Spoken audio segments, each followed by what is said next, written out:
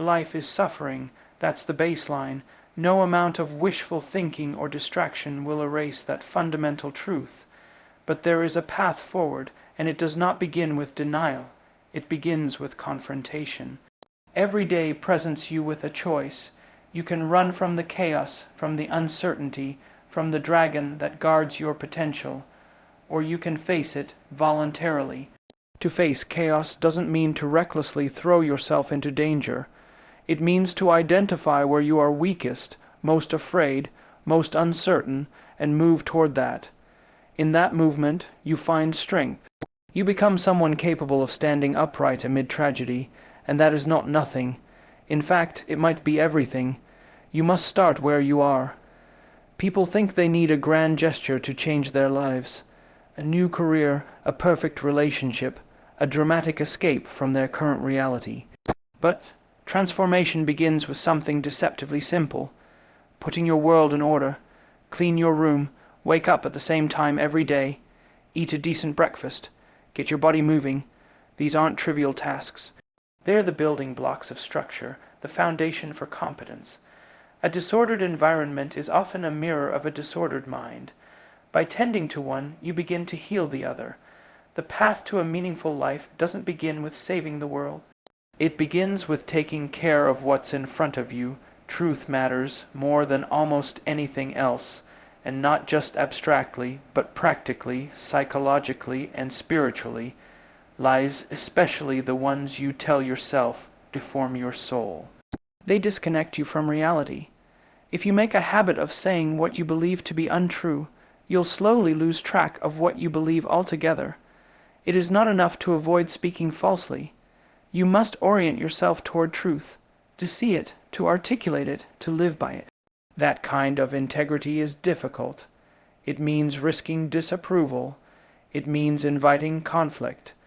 But it also means becoming someone you can rely on, someone others can rely on. There is no genuine strength without truth. Responsibility is not a burden. It is the pathway to meaning. You must stop waiting for someone else to fix your problems. You must stop blaming your circumstances. Assume responsibility for as much of your life as you possibly can. That doesn't mean denying the reality of hardship or injustice. It means recognizing that your response to those realities is what defines you. A person who willingly carries the heaviest load they can bear becomes someone of tremendous substance. We admire those people instinctively because we know deep down that's what we could be. That's what we should be. You are more than you think you are. Most people operate far below their actual capacity, not because they're incapable, but because they've never been shown the truth of their own potential. You'll never know who you could become unless you push yourself to the edge of your current abilities. The process of voluntarily engaging with difficulty, of choosing challenge over comfort, is the crucible in which character is formed. When you suffer with a purpose, you transform. The fear doesn't disappear, but you become the kind of person who can face it. The world needs more people like that. You need to become one. Freedom is not found in indulgence. It's found in discipline. Paradoxically, the more structure you introduce into your life, the more freedom you earn. If you cannot control yourself, someone else will. If you are not disciplined with your time, your energy, your body, your mind, then chaos will fill the vacuum. Order is not oppression. It is the precondition for autonomy. The disciplined person is not rigid. They are prepared. They can adapt precisely because they have a firm foundation beneath them. Freedom without discipline is just another form of slavery. Slavery to impulse, to distraction, to weakness. You must aim at something noble, something difficult, something beyond yourself. Your life will be shaped by what you aim at, consciously or unconsciously. Choose your aim wisely. Don't settle for what is easy or popular. Set your sights on the highest ideal you can imagine and move toward it, step by step. You won't reach it, not perfectly, but the striving itself will transform you. In that striving, you become the kind of person who can face life. not as a victim, but as a hero. The world does not need more cynics. It needs people who are willing to live as though their actions matter, because they do, and so do you. Most people drastically underestimate the power of starting small. When your life feels chaotic, overwhelming, or meaningless, the first instinct is often to look outward, to blame society, your parents, your job, or the world itself. But real transformation begins much closer to home. It starts in your immediate surroundings. Something as seemingly trivial as cleaning your room can act as a profound gesture of taking responsibility. It's not just about tidying up physical space. It's about confronting the chaos in your environment and asserting a small but meaningful order over it. That order radiates outward. When you organize your personal space, you begin to clear a path through the mental fog. You prove to yourself that you can take action, however minor, and make things better.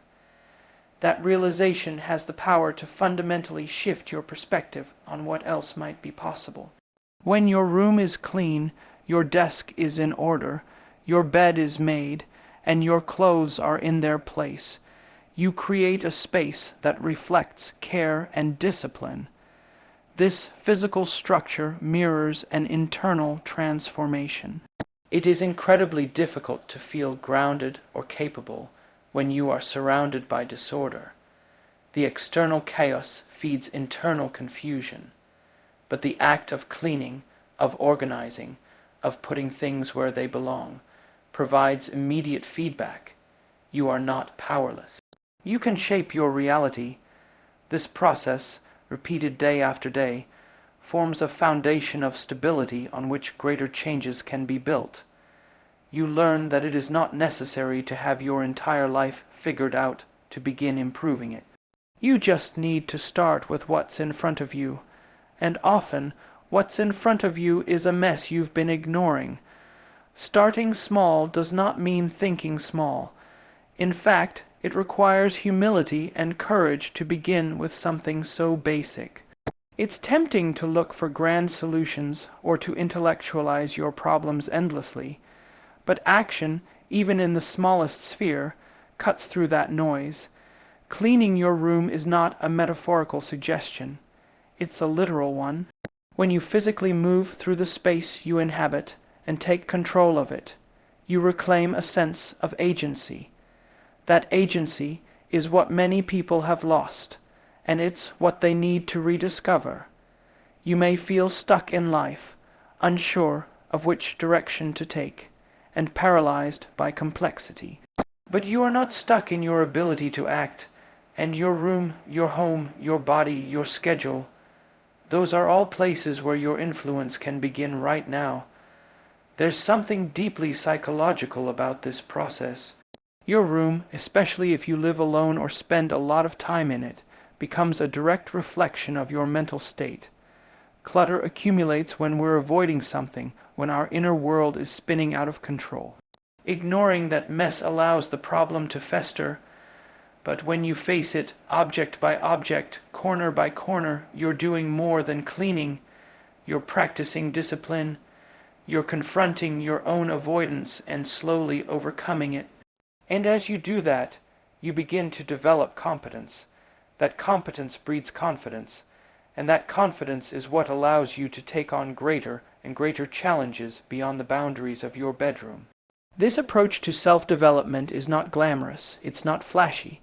There's no instant reward, no applause, no dramatic transformation overnight, but it's real and it's sustainable. You learn that improvement is not some mystical event, but the product of hundreds of small decisions made every day. The decision to get out of bed on time, the decision to do the dishes, the decision to fold your laundry and throw away the trash. These actions are not beneath you. They are the foundation of who you can become. If you can't manage your own space, what makes you think you can lead others? If you can't take responsibility for the square footage under your own feet, how will you handle the complexity of a job, a family, or a community? There's also a moral dimension to this.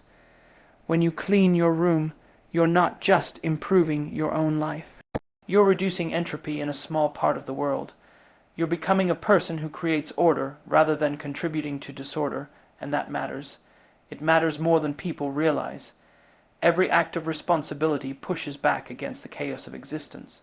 Every moment spent doing what you know you should do, even when it seems insignificant, is a moment of integrity, and integrity compounds.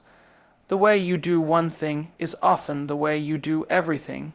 So when you clean your room properly, with attention and care, you are practicing the kind of attention and care you'll need to bring into every domain of your life. So don't dismiss the idea just because it sounds simple. The truth often is simple, though it's rarely easy. If you want to change the world, start by changing yourself. And if you want to change yourself, start with your room, start with your habits, start with the things within your reach. From there, you'll find that you're capable of far more than you believed. The room you clean today may seem like a small thing, but it's the first step on a path that could lead you somewhere extraordinary. It's the first act of taking responsibility for your life, and that act is the seed of everything meaningful. Telling the truth is not simply a matter of avoiding lies. It is an orientation toward life itself. To speak truthfully is to align your words with what you genuinely perceive, even if that perception is uncomfortable, even if it threatens to cause conflict or provoke rejection. The alternative is to manipulate the world with falsehoods, to bend your speech into something that might earn approval but costs you your integrity. Many people lie reflexively, sometimes out of fear, sometimes out of habit, and sometimes out of the desire to maintain peace. But peace bought with dishonesty is unstable and corrosive. It collapses under the weight of its own falseness. The habit of lying begins innocently enough. You say something you don't quite mean to avoid embarrassment or to gain a small advantage. But each time you distort the truth, you train yourself to live in a world that doesn't quite exist. Over time, that world becomes harder to maintain. You begin to lose track of what's real, what you actually think, what you actually feel, what you truly value. That's a frightening place to be, when you can no longer distinguish between the story you're telling and the reality you're living. You become alienated not just from others, but from yourself. And that alienation breeds anxiety, resentment, and despair. Living truthfully requires courage. It's not always obvious what the truth is, and it's even less obvious how to express it responsibly. Speaking the truth does not mean saying everything that crosses your mind, especially if it's cruel or careless. It means aiming toward clarity and honesty, even when it makes you vulnerable. This might mean admitting that you don't know something when others expect you to be certain. It might mean telling a friend something they don't want to hear because they need to hear it. It might mean confessing your own shortcomings instead of shifting blame. These are not easy things to do, but they are necessary if you want to build a life that stands on solid ground. There's a moral weight to your words. What you say matters. When you lie, you not only mislead others, you weaken your own relationship with reality, and that has consequences. You start to make decisions based on false premises. You surround yourself with people who believe in the illusion you've created. And slowly, you drift further from anything real or meaningful. The lies might seem small, but their effects accumulate, and eventually, you may find yourself trapped in a life that no longer feels like your own, because in a very real way, it isn't. It was built on stories you told, not truths you lived. There's also a deeper kind of truth beyond just factual accuracy. It's the truth that emerges when you say what you truly believe, when you take responsibility for your words and accept the consequences of speaking honestly. That kind of truth strengthens you, it grounds you, and it opens the possibility for genuine connection with others. Because when you speak truthfully, you invite others to do the same. You create a space where real dialogue can happen, where something meaningful can be built between people who are willing to see things as they are. Living in truth is not just about avoiding harm. It's about the pursuit of something higher. It's about shaping yourself into someone who is trustworthy, someone who does not flinch from reality, someone whose words have weight because they reflect what is real. This isn't a one-time decision, it's a daily practice. You will falter. You will be tempted to soften the truth or hide from it. But each time you choose honesty over convenience, you reinforce a better version of yourself. Someone capable of facing the world as it is, not as you wish it were. So if you want to change your life, start by telling the truth. Or, if that feels too hard, start by refusing to lie. That small step matters more than you think. It's a commitment to clarity in a world full of noise. It's a refusal to participate in your own deception. And it's the beginning of a life grounded in reality, not illusion. The truth will cost you, but lies cost more. Every time you speak the truth, even when it's difficult, you become stronger. You become clearer, and you move one step closer to the person you were meant to be. Taking responsibility is one of the most transformative decisions a person can make. It is the act of voluntarily accepting the burden of existence instead of denying it or pushing it onto others. Life is inherently difficult. Suffering is built into the fabric of our experience, but in that suffering lies the opportunity for growth. When you choose to take responsibility, especially for things that are within your control, you stop seeing yourself as a victim of your circumstances. You begin to act like someone who can influence the outcome. This shift in mindset is not only empowering, it's necessary if you want to live a meaningful life. Many people spend their lives blaming others. They blame their parents for how they were raised. They blame society for their lack of opportunity. They blame their bosses, their partners, the economy, or the government for the state of their lives. While some of those factors are real and undeniably affect our path, there is no progress in staying stuck in blame. Blame externalizes the source of your problems, and with it, your power to solve them. The more you insist that your life is the result of forces outside your control, the less incentive you have to take action. Responsibility, on the other hand, draws your attention inward. It asks, what part of this do I own? What can I do today to make it better? Taking responsibility does not mean taking the blame for everything that's ever happened to you. It means taking ownership of your response to it. There's a profound difference between saying, "This is all my fault," and saying, "This is now my problem to solve." The former leads to guilt and paralysis. The latter leads to agency. Responsibility is not a punishment. It is an invitation. It invites you to become someone capable of carrying the weight of your own life. It demands maturity, discipline, and courage, but it also grants dignity. There is nothing more noble than someone who carries a heavy load not because they have to, but because they choose to. This principle extends to all areas of life. If your relationships are fractured, ask yourself what you could do to improve them. If your finances are in chaos, take an honest look at your habits. If your health is suffering, don't wait for someone else to fix it. Start where you are with what you have. It is easy to look at the size of a problem and feel overwhelmed. But responsibility starts small.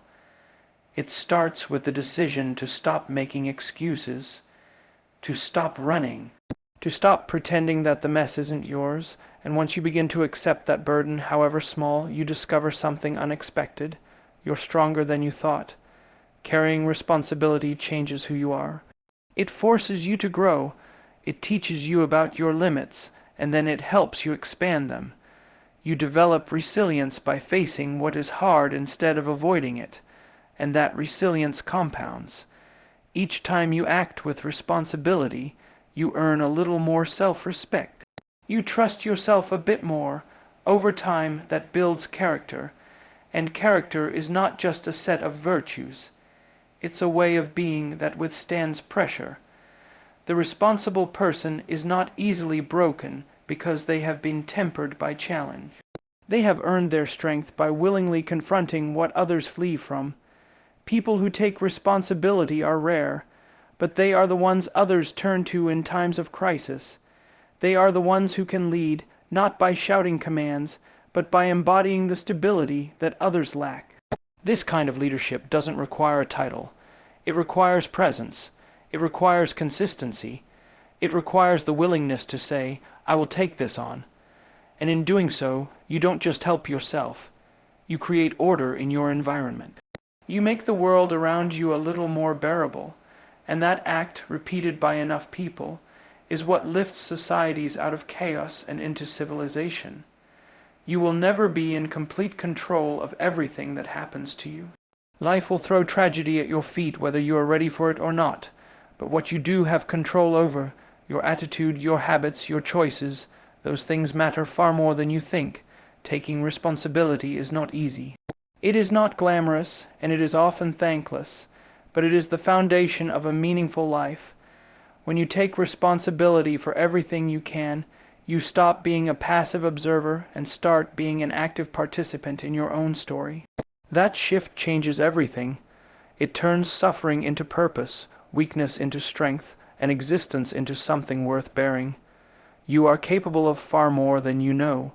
Most people live their lives operating at a fraction of their potential, not because they're inherently limited, but because they've never been pushed far enough to discover what they're really made of. We live in a culture that emphasizes comfort and convenience, and while those things have their place, they can also become traps. When life becomes too easy, you forget that you're built to handle adversity. Challenge is not your enemy, it's your proving ground. You are designed to adapt, to grow stronger in response to stress, and to overcome obstacles that seem, at first, insurmountable. The edge of your comfort zone is where growth begins. If you never push yourself beyond what is easy, you'll never discover what lies on the other side of your current limitations. People often assume that they need to feel ready before they take on something difficult. But readiness is not a prerequisite for progress. In truth, you often have to act before you feel fully prepared. It's in that uncertain space, where failure is possible, where discomfort is inevitable, that your true capabilities start to reveal themselves. You grow by stepping voluntarily into challenge, by doing the hard thing not because it guarantees success, but because it shapes you into someone who can bear more. Adversity is not something to be avoided at all costs. It is something to be faced, even invited. Every difficulty you endure with intention becomes a lesson in resilience. Every time you take on something you're not sure you can handle and make it through, you redefine the boundaries of what is possible for you. The version of you who exists a year from now, or 5 or 10, is not determined by wishful thinking. It's determined by how consistently you choose effort over ease, responsibility over avoidance, and action over passivity. The life you want is on the other side of the pain you're willing to endure for a purpose. There is no growth without resistance. Muscles don't get stronger without strain, and neither does your character. When you encounter hardship, you have two choices: retreat or rise. And while retreat may bring temporary relief, it also reinforces the idea that you can't handle more than what you've already done. Rising, even when it hurts, teaches you something invaluable: that you can go further, endure more, and carry heavier burdens than you imagined. The most capable people you admire did not get there by accident. They earned their strength by walking willingly into difficult situations and emerging changed. You may believe that you are too weak, too broken, or too far behind to do something great. That belief is often the biggest obstacle, not your actual circumstances. Doubt is loud, especially when you're trying something new. But doubt is not destiny. It's a signal. It tells you that you're on unfamiliar ground, and that's exactly where you need to be. Courage is not the absence of fear, it's acting in spite of it. And the only way to find out what you're truly capable of is to try, to stretch yourself, to risk failure, to face the discomfort and keep going anyway. Each time you do, you prove the doubt wrong. Every person contains unrealized potential. That includes you. You are capable of more strength, more discipline, more intelligence, and more courage than you're currently expressing. And the process of uncovering that potential is a lifelong endeavor. It is not a switch you flip, but a path you walk 1 turned step at a time, the moment you begin to take yourself seriously, not in arrogance, but in responsibility.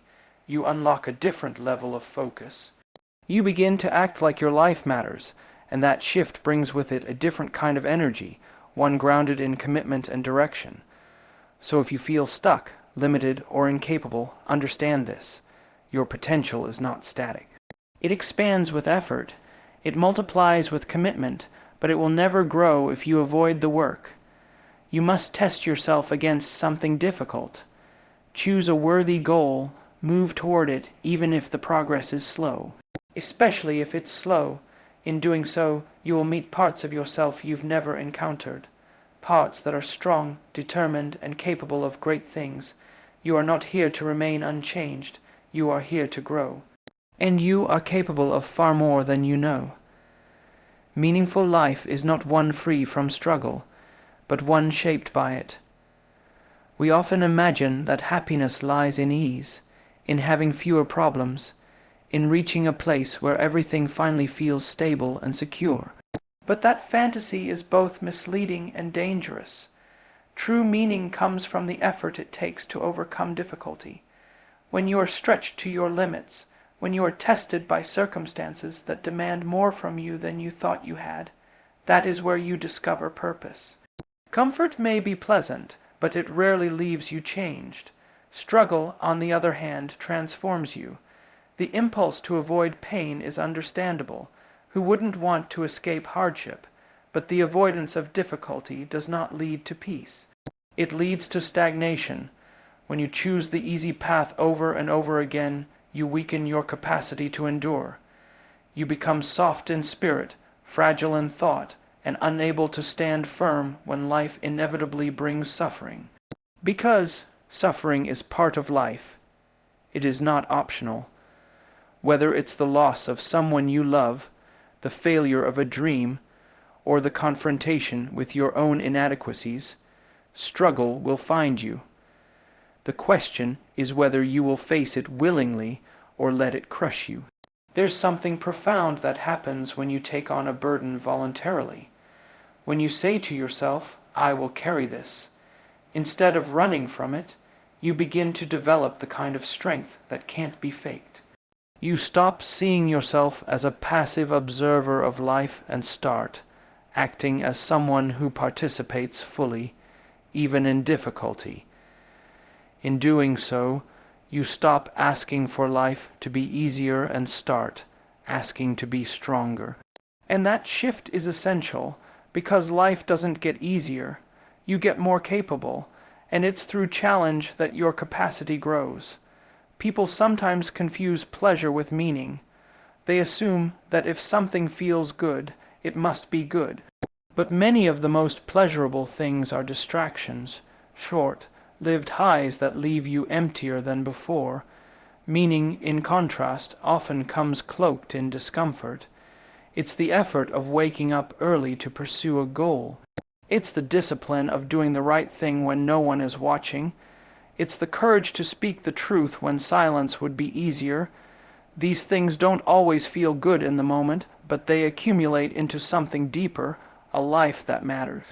When you embrace struggle, you learn about who you are. You learn about your capacity for perseverance, your ability to adapt, your willingness to keep moving even when the outcome is uncertain. Every time you confront a challenge rather than avoid it, you collect evidence that you are capable of more than you thought. That evidence builds confidence, not in the shallow, surface-level way that comes from compliments, but in the hard, earned way that comes from proving something to yourself. And that kind of confidence forms the bedrock of a meaningful existence. This doesn't mean you should seek suffering for its own sake. Life will bring enough of it naturally, but it does mean you should stop running from it. The pain you face with purpose becomes fuel. It sharpens your vision, clarifies your priorities, and reveals what really matters. When you embrace struggle with your eyes open, you can transform it into something useful. You can turn your wounds into wisdom, your failures into lessons, and your setbacks into stepping stones. That is the alchemy of meaning, turning what was hard into what was worthwhile. So if you're looking for meaning, don't look where it's comfortable. Look where it's difficult. Look at the part of your life you've been avoiding. Look at the task you've been putting off, the conversation you've been afraid to have, the responsibility you've been dodging. Meaning doesn't lie in escape. It lies in engagement. Face the struggle head on, and you'll find that buried beneath the hardship is something solid, something worthy, something that makes the suffering not only bearable but meaningful. And in that meaning, you'll find the strength to keep going. Discipline is not a punishment. It is a form of self-respect. When you choose discipline, you are saying to yourself and to the world, I am willing to do what is necessary to become who I am capable of becoming. That choice is powerful. It is a declaration that you refuse to be ruled by impulse or by the ever-changing moods of the moment. While the undisciplined life may appear free on the surface, it quickly becomes a prison. It traps you in cycles of regret, distraction, and unrealized potential. True freedom doesn't come from doing whatever you feel like. It comes from doing what is right, even when you don't feel like it. Modern culture has glorified comfort and instant gratification. We are constantly sold the idea that ease is the ultimate goal, that if something is hard, it must be avoided, but this mindset is toxic. It erodes character. It convinces people to settle for less than they are capable of. The truth is, everything meaningful in life requires effort. Whether it's building a career, nurturing a relationship, or mastering a skill, there is no shortcut. Discipline is the tool that bridges the gap between your current self and your ideal self. It demands that you confront laziness, distraction, and fear, and act anyway. Freedom is not the absence of structure.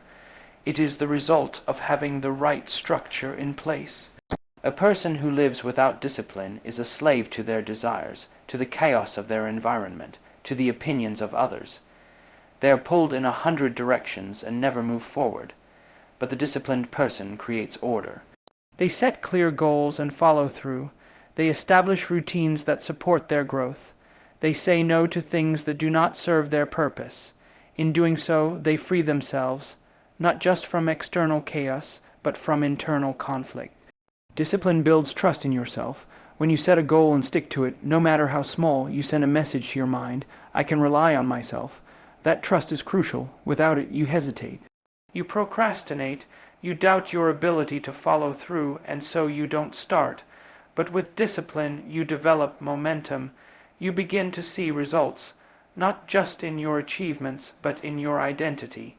You stop thinking of yourself as someone who quits. You start seeing yourself as someone who follows through, even when it's hard, even when it's inconvenient, even when no one is watching. There will always be a part of you that wants comfort over progress, pleasure over purpose. That voice never fully goes away, but discipline is the part of you that answers back. It says, I hear you, but we're doing this anyway. Every time you choose discipline over indulgence, you weaken that voice. You strengthen the part of you that is in charge. Over time, what was once hard becomes natural. What was once a struggle becomes a habit. That's when you start to feel a deeper sense of peace, not because life got easier, but because you got stronger. It's easy to admire discipline in others. Athletes, musicians, thinkers. Those who excel in any field are disciplined. But what people don't see is the daily grind, the early mornings, the late nights, the repetition, the sacrifices. Discipline is not dramatic. It's not loud. It's not about grand gestures. It's about consistency. doing the right thing over and over until it becomes who you are. And once it becomes who you are, that's when the results become inevitable. That's when your life begins to reflect the effort you've invested. So if you want real freedom, start with discipline. Build habits that align with your values. Make commitments and keep them. Create structure not because you're weak, but because you're strong enough to lead yourself. That structure will set you free. It will free you from regret, from chaos, from wasted time. And in its place, you will find clarity, purpose, and strength. That is the paradox of discipline. What feels restrictive at first becomes the very thing that opens up your life. Choosing what is meaningful over what is expedient is one of the most difficult but transformative decisions you can make in life. Expedience is the temptation of the moment, the easy way out, the shortcut, the avoidance of discomfort. It's the voice that whispers, do what feels good now, deal with the consequences later. Meaning, on the other hand, demands sacrifice. It demands patience. It asks you to endure present discomfort for the sake of a better future. And yet, it is only by aligning your actions with what is meaningful that you begin to shape a life that feels whole, stable, and worth living. Expedience is seductive. It's embedded in the countless decisions we face every day, whether to tell the truth or lie to avoid conflict, whether to procrastinate or face a task head-on, whether to indulge a habit or resist temptation. Expedient choices may provide relief, but they come at a cost. Over time, they compound into regret. They weaken your resolve and erode your self-respect. Meaningful choices often require more effort in the short term, but they lead to strength and self-trust. They build a foundation under your feet so that when life becomes chaotic, and it always will, you are not swept away. A life of meaning requires that you look beyond the immediate. You must learn to ask not just what do I want right now, but what kind of person do I want to become? That question reframes everything. It moves you from a mindset of reaction to one of vision. When you act according to meaning, you are orienting yourself towards something higher, something that will demand the best of you. You are saying, in effect, that you are willing to delay gratification, to bear responsibility, to face discomfort, because you believe that your future and your integrity are worth it. Often, what is meaningful is not glamorous. It's not dramatic or exciting. It might be doing the unrecognized work, sticking to the plan when no one is watching, saying no to things that distract you from your goals. Meaning is quiet, steady, and sometimes painful.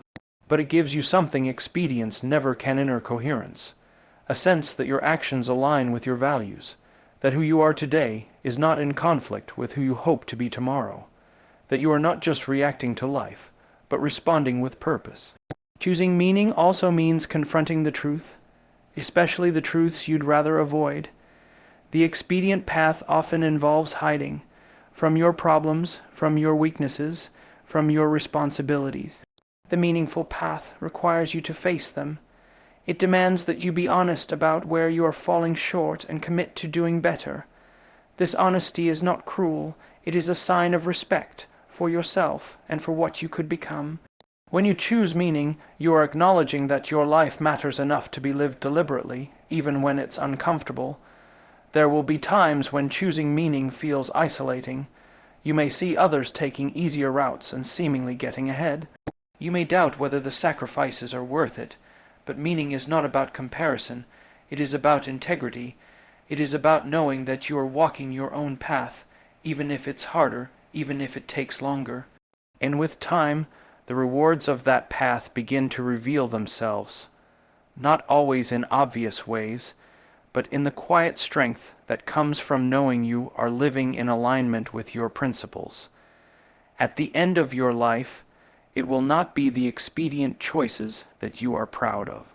It will be the times you did the harder thing because it was right, the times you stood up instead of shrinking back, the times you pursued something noble even when it cost you comfort. That is the gift of choosing meaning. It builds a life that you can stand behind. It transforms you into someone you can respect. and it gives you the deep, unshakable knowledge that your life was not wasted on what was easy, but invested in what truly mattered.